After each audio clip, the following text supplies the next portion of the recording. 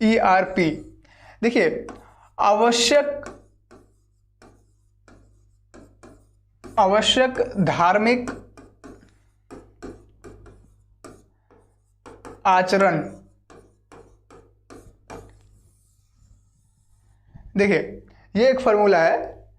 न्यायालय जब भी ऐसा कोई मुद्दा होता है तो न्यायालय ये डिसाइड करता है कि आपका धर्म, आपका जो धार्मिक प्रथा है, ये प्रथा, देखिए कोई भी धार्मिक प्रथा, कई सारा प्रथा होता है, कोई भी धार्मिक जो धर्म होता है उसका कई सारा प्रथा होता है, कई सारा परंपरा होता है, कई सारे अनुष्ठान होते हैं। तो उसमें न्यायालय ये कहता है कि आपका आवश्यक धार्मिक प्रथा कौन हो सकता है जिसको हम आचरण में ला सकते हैं, किस धार्मिक प्रथा को हम आचरण में ला सकते हैं, किसको नहीं ला सकते, ये हम तय करेंगे।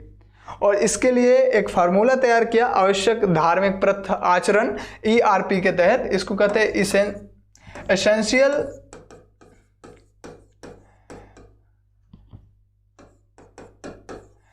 Essential religious practices. देखिए एसेंशियल रिलीजियस प्रैक्टिसेस के तहत, ERP के तहत न्यायालय ये डिसाइड करता है, कोर्ट ये डिसाइड करता है कि आपका जो प्रथा है वो आचरण में लाने लायक है या नहीं है, किस प्रथा को अनदेखा किया जा सकता है, किस प्रथा को ये मान्यता दिया जा सकता है कि हाँ आप आचरण में ला सकते हैं। तो देखिए ये सुप्रीम कोर्ट का, हालांकि ये कई बार यूज किया गया है। एक तो यदि हम आपको जितने सारे इसके उपयोग हैं वो यदि बता दें तो 1954 के अंदर, मतलब 1954 के अंदर एक विवाद उत्पन्न हुआ था, सिरूर मठ विवाद।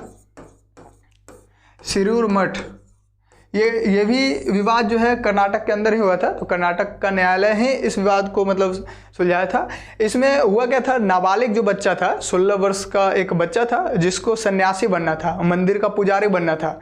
तो जिसको लेकर के कई सारे याचिका दायर किया गया कि ये नाबालिग है, ये बच्चा है, ये क्या सन्यासी बनेगा, इस तरीके का माहौल बना।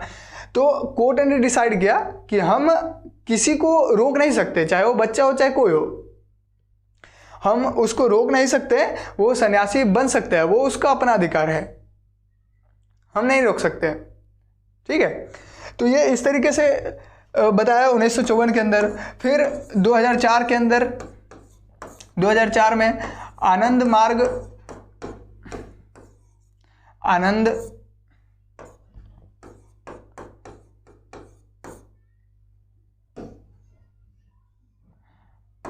संप्रदाय का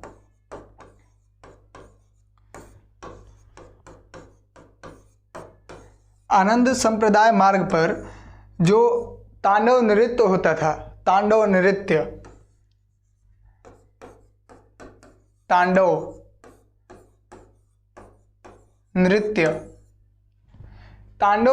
कहने का मतलब क्या है, देखिए ये एक ऐसा संप्रदाय था, एक मतलब बड़ा संप्रदाय था, इसका बहुत ही अच्छा खासा मतलब लोग इसके अंदर समाहित होते थे।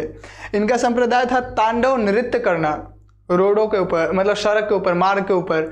ये कैसा नृत्य होता था, तांडव नृत्य में क्या होता था, ये देखिए तांडव शब्द किससे जनरेट हो रहा है, मतलब किससे आपको मतलब संकेत मिल रहा है। तांडव करते हैं कौन, शंकर भगवान का ख्याति बना हुआ है, महादेव का ख्याति बना हुआ है। तो उस तरीके से जो है कई लोग भालू बन करके, कई लोग मतलब त्रिशूल लेकर के, कई लोग मतलब अलग अलग हथियार लेकर के नृत्य करते रहते थे रोडों के ऊपर, सड़क के ऊपर, जो कई बार जो है खतरनाक भी हो सकता था। तो इसको लेकर के एक निर्णय पास किया सरकार ने और कहा कि ये जो तांडव नृत्य है ये नहीं होगा, ये आपका आवश्यक धार्मिक आचरण नहीं है, ये ऐसे ही है। अब आपका जो भी, हालांकि देखिए इसका संप्रदाय बहुत ही बड़ा था, समूह बहुत ही ज़्यादा था इसका, फिर भी कोर्ट ने कुछ नहीं कहा। कोर्ट ने डायरेक्टली कहा नहीं, इस प्रथा को आप नहीं कीजिएगा, इसको बंद करवा दिया। तो ऐसे कई सारे मामले हैं, ऐसे कई सारे मामले हैं। 2004 के अंदर तो ये हो गया। यदि हम एक और मामला बताया आपको 2016 के अंदर,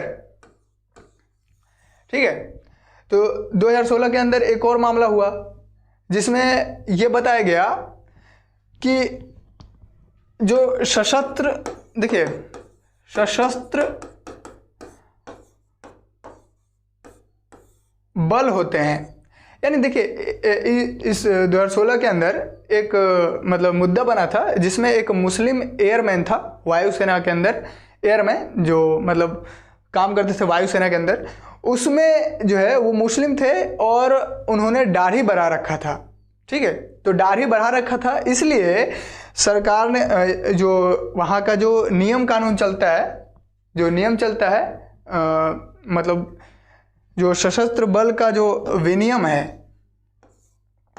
ठीक है, विनियम, सशस्त्र बल का जो विनियम है, यानी कि जो मुद्दा चलता है इसको लेकर के, यानी कि देखिए कहने का मतलब यह है कि वायुसेना का जो कानून है उस कानून के तहत ये कहा जाता है कि कोई भी जो सशस्त्र बल कर्मी हैं जो काम करते हैं इसके अंदर, वो अपना बाल नहीं बढ़ा सकते हैं, बाल को कटवा कर रखना पड़ेगा, बढ़ाना नहीं है बाल को।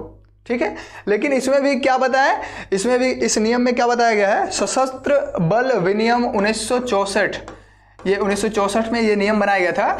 इसमें ये बताया गया कि आप बाल नहीं बढ़ा सकते हैं, अगर आप वायुसेना के अंदर काम कर रहे हैं तो आप बाल नहीं बढ़ा सकते हैं, और यदि आप बाल बढ़ा सकते हैं तो इसका मतलब ये है कि आपके धर्म में वो लिखा गया है कि आप बाल दाढ़ी नहीं बनवा सकते हैं।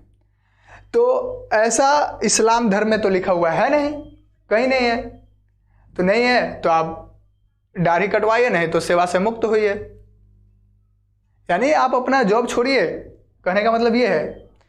तो ये सरकार ने ये जो मतलब वायुसेना ने जो निर्णय लिया था 2016 के अंदर, उसको जब ये याचिका दायर हुआ न्यायालय के अंदर, कोर्ट के अंदर, तो कोर्ट ने कहा कि सही कर रहा है, सही बात है, जब इसका रूल के हिसाब से आप नहीं चलिएगा तो सही चीज़ है, अब बाल दाढ़ी क्यों बढ़ा रहे हैं। एक प्रोफेशनल जीवन जैसा मतलब रहना का मतलब ये बात करते हैं, क्योंकि देखिए ये एक सेना है और सेना का एक अपना अलग कानून चलता है, ठीक है, उसके तहत आपको काम करना ही होगा। तो ये चीज़ें हैं, ठीक है।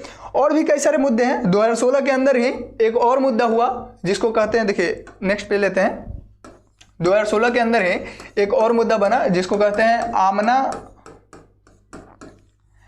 बिन्ट बशीर, आमना बिन्ट बशीर का मामला हुआ। ठीक है, इस मामला में यह बताया गया कि जो सामूहिक जो अधिकार होते हैं, सामूहिक अधिकार यानी एक समुदाय का अधिकार,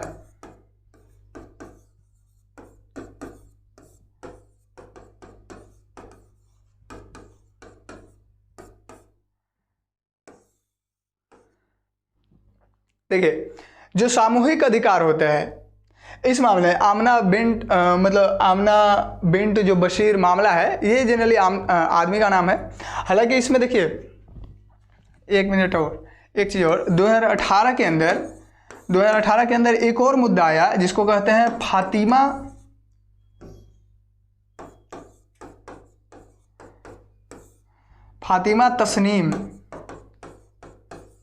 फातिमा तस्नीम का एक मुद्दा आया। ठीक है, ये भी एक मतलब महिला का ही नाम है, ये भी एक महिला का ही नाम है। तो फातिमा तस्नीम और आमना बिन्ट बशीर, इसको हटाते हैं।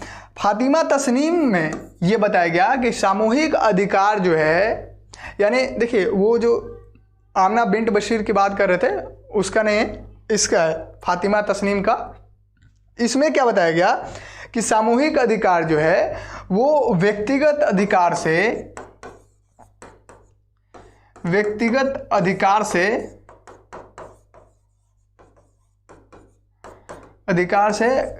ग्रेटर देन होगा, यानी कि बड़ा होगा। क्यों? क्योंकि देखिए पूरे समुदाय का जो अधिकार है, पूरे समाज का जो अधिकार है, वो जिसमें पूरे समाज का हित छुपा हुआ है, और आपका जो अधिकार है, आप बोल रहे हैं ये हमारा मौलिक अधिकार है, तो आपका जो अधिकार है वो, यदि हम आपका अधिकार को मानते हैं तो पूरे समाज का अधिकार का हनन हो जाएगा, और पूरे समाज का अधिकार का यदि हम बात मानते हैं तो आपका अधिकार का हनन होगा। तो यहां पर देखा गया कि रेशियो किसका ज्यादा है।